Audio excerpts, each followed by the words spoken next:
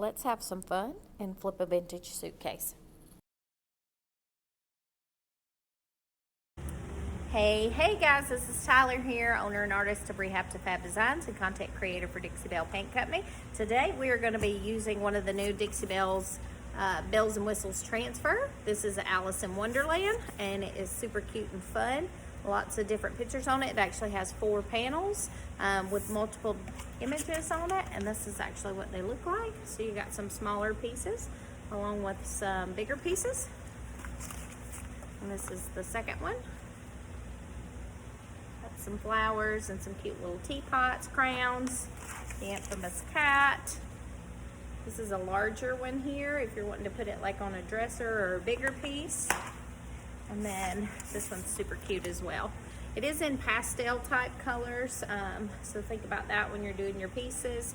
And I am actually going to be using it today to dress up this super cute suitcase that I just finished painting. It's an old vintage leather suitcase that I just blended a lot of colors on, and we're going to dress it up with this transfer. Let's get started. Before applying my transfer, I decided I wanted to do either a checkerboard or harlequin type pattern on the front because I feel like it goes with the theme of Alice in Wonderland very well. Alright guys, today we are back working on this super cute whimsical themed suitcase that we are kind of revamping, and I am going to be doing it, like I said, in a whimsical finish, and we're going to be using some Alice in Wonderland transfers and this harlequin stencil from Dixie Belle. So when I painted my white square on here, I did not measure it out or anything. I just kind of taped it off and decided to put some white down to make like my checkerboard. And I was planning on doing it with tape originally, but then I remembered I had this awesome stencil, so I'm just gonna use it. And so my tape ends right here and right here. And so in order, I can't get like an even finish for my diamonds if I do that. Like I'll have a whole one here and like half here. So I'm just gonna kind of push it up and split the difference. That way I have about half and half on each end. That way it's kind of symmetric. So once you get it laid out where you want it, we're gonna take painter's tape and we're gonna tape it off to hold it down. When I'm using painter's tape, I like to use Scotch 3 brand. It's my favorite. We just have really good success with it without having bleeds. And I do usually like to put a base coat color on first, meaning I would paint over my stencil with white and then come back with my color of choice, but I'm gonna try it first without it. So because of that, just because I don't want to have to wash this thing twice because I'm lazy, because of that, I'm not going to use a paintbrush to apply my paint over my stencil. I'm going to sponge it on. If you sponge it on, you get a little bit lighter coat. It's not so heavy and it's less likely to bleed. And I'm just using a little makeup sponge for that.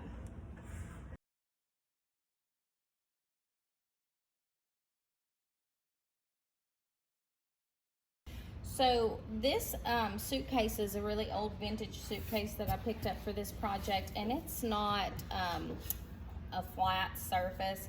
I don't know if you can tell on camera, but like it's high over here on this corner and then it kind of dips down in the middle and comes back up almost like it was kind of crushed at some point. So this stencil is not laying flat because of that, and what I mean by that is like there are gaps between the suitcase itself and the stencil, so it's probably gonna bleed because of that. When you're doing a stencil, you want to have a nice flat level surface so that your stencil will lay flat, because if not, your paint's gonna get up under it. So we're just gonna go into this with the idea that it's probably gonna bleed, and I'm just gonna kind of I'm not gonna apply my paint heavy. I'm gonna kind of do it kind of light so it looks more distressed. That way, hopefully it won't look like we just have a whole bunch of bleeds. I applied my paint color in blueberry first using my sponge applicator. Next, I came right back over top of the blueberry paint with cotton, which is a white color. I did this to kind of mute the blueberry a little bit in case I had bleeds so that they wouldn't be so obvious. And then it also created a distressed type look. Alright, so we're just going to lift this up now and see what we got. Not too bad. That'll be cute. When you're done using your stencil, be sure and wash it off so that you can use it for your next project. Alright, so now comes the fun part. We get to decide which part of this awesome transfer we're going to use. We've got a nice little tea time image here. We've got some mushrooms. We've got some pretty paisley type swirls. We got the crazy cat. We got teapots. We got the twins on here, which is super cool. We got a clock. We got lots of different images of Alice herself. The rabbit. There's also one that's like a big, huge sheet of Alice. I may put it on the back. We'll see. But we're going to get started. I'm going to cut some of these out, and we'll just kind of lay them on here and see where we want to put each thing. And I'm actually thinking about putting this right here on the bottom and kind of overlapping here onto my checkerboard.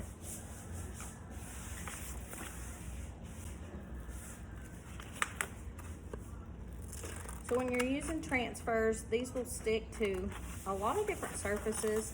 You can put them on wood, obviously, for furniture. You can put them on plastic. You can put them on glass, different things.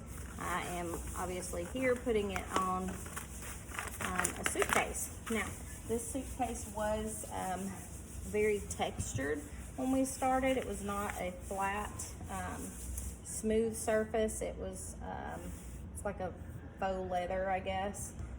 So it's very textured, and I'll actually take a picture and show you. So this is what I'm talking about. This is the texture you see here. And so I knew starting out that my paint, or rather my transfer, was not going to stick very well to that. So we ended up filling it in. We filled it in with a wood putty, with the putty knife, and just kind of smeared it all over and sanded it and got it nice and smooth. That way we have a nice smooth surface for our transfer to stick to. Because when you're using a transfer, you want to make sure it's going to lay on a nice flat surface. If it's more of a textured surface, you're likely to have more issues with it not laying flat, and so then it'll get kind of bubbles up under it, and then when that happens, you're more apt to have problems with your transfer itself, with it bubbling up, with it kind of folding on itself, not wanting to just lay flat and as the design was made. And so always try to put it on a nice flat surface, non-textured. I think I'm going to put this right here and just let it overlap. When I took my awesome blue painter's tape off, it did peel a little bit of my paint right there. It's been sitting on here. Honestly, it's my fault. I left the tape on here. I've been at work the last few days, and so I haven't been here in about a week. And so when I took the tape off, it took a little bit of my paint with it. So I'm going to try to kind of cover that up with this transfer. And so I'm going to lay this just kind of right over top of that. So when you get these transfers, it comes with your sheets. Obviously, this one has 4 different sheets for 4 designs, as you can see here on the container. And then it comes with a rubbing stick. So the transfer is made of really like 3 parts. You have a white kind of paper backing. It's flat on one side and shiny on the other. That's how you know which side goes where. Your image and your clear part's going to be laid on top of the shiny part. So then you have your clear paper on top, and then the image is actually printed onto the back of it, and so that when you peel this off and lay it down, you'll rub over it, and that causes the transfer to release, and then you get your image on whatever you're applying it to. So if you're working with big sheets, you can cut it in pieces, or just peel off parts of it at a time. But because this is rather small and easy to work with, I'm just going to go ahead and take the whole image off, and then I am just going to lay this guy right here. So once you get it on, you can rub it to flatten it, smooth it. And I hear bubbles in this already, and this again is because my suitcase is kind of concave in the middle. It's old and worn, and so it had kind of sunk in a little bit. So I can kind of hear those air bubbles in it. Hopefully those won't cause us any problems, but you know, this is just really a fun project to be doing that I might just give to some cute little girls. So we're not going to stress about it too much. So you can kind of run over the whole thing a little bit. This part right here is standing up straight. It's not going flat laying on my surface, and that's because it's going over the curve. So I'm going to do that part last, because if I press it down right now, it may start to stick, but then if it pops back up, because this is obviously a straight flat piece, the plastic is, it's a little stiffer, so it wants to lay flat. And so if I start pressing it down, some of the image may stick and some may not, and then it may not line up right when I get down to that part. So I'm going to just leave that for now, and I'm going to start up here. So you're just going to use your rubbing stick to rub over this, and usually when I do it, I'll kind of rub over the whole design just to kind of help press it down. But also, once I start removing my top plastic piece, which will peel off and leave the image behind, I like to peel it and kind of pull it back as I'm rubbing in that area, and that just kind of helps it stay down.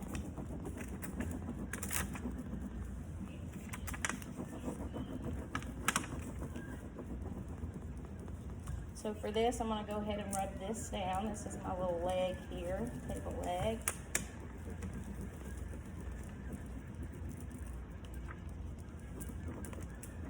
And you can kind of see it as you're rubbing it.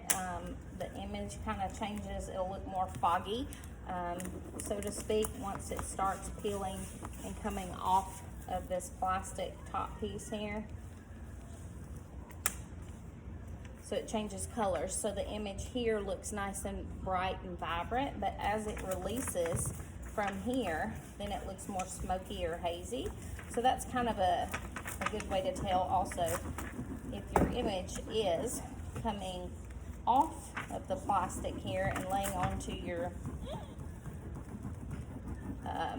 piece or not as you go. So on these little detailed areas like these ears, it's a smaller piece up here. Just be careful with it. And also on your last piece, like your last corner that you work on, just want to be careful when you're doing it and kind of go a little extra slow. And that will just keep you from kind of messing it up at the end. Sometimes when you get to the very end and you just have like a little tiny piece of the transfer left, it'll want to fold in on itself because you're getting like a lot of the plastic here that you're working with, and it kind of gets a little more harder to control. And so you'll end up kind of getting a little too fast with it on that last little part, and it can kind of fold over on itself. So I just always try to go really slow and more careful on the end, and also these little pieces that kind of stick out more, like his ears, the corner of this hat, your edges, so to speak. And this did really good. It's actually adhered to this surface very well.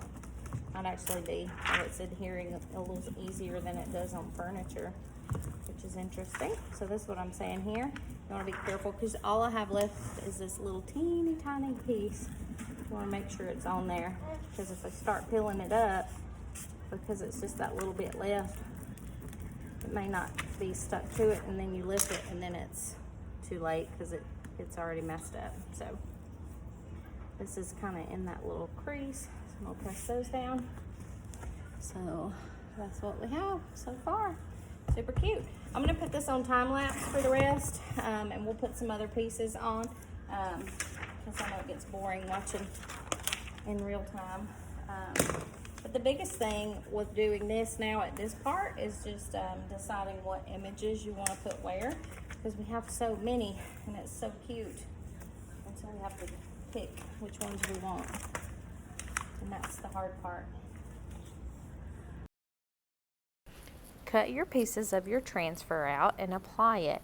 You can apply it on the front, the back, and even the sides of the suitcase.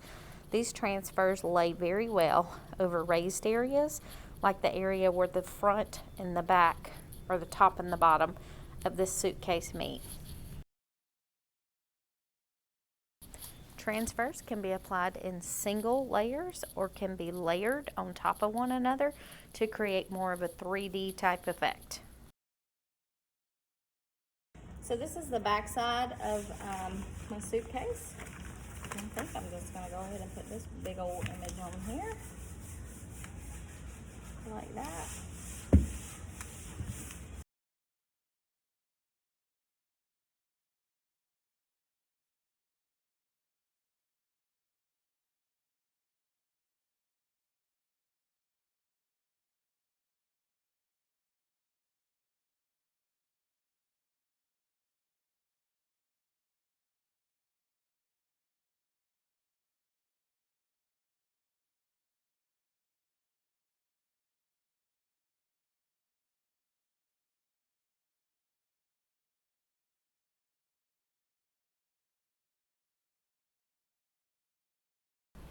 This is what it looked like when I finished up. I hope you guys enjoyed this tutorial. This was a super fun piece for me to do.